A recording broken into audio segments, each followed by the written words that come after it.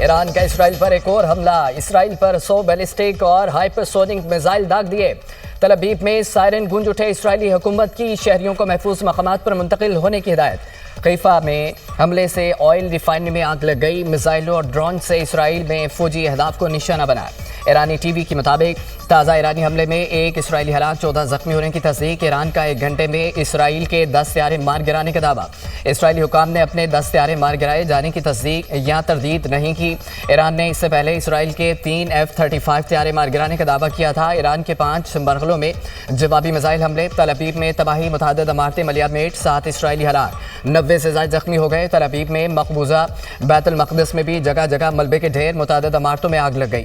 اسرائیل کے متعدد علاقوں میں بجلی کا نظام معطل۔ ایران کا تل ابیب میں جوہری تحقیقاتی مرکز اور اسرائیلی فوجی ہیڈ کوارٹرز کو نشانہ بنانے کا دعویٰ۔ ایران کی طرف سے خاتون سمیت 2 پائلٹ بھی گرفتار کرنے کا دعویٰ۔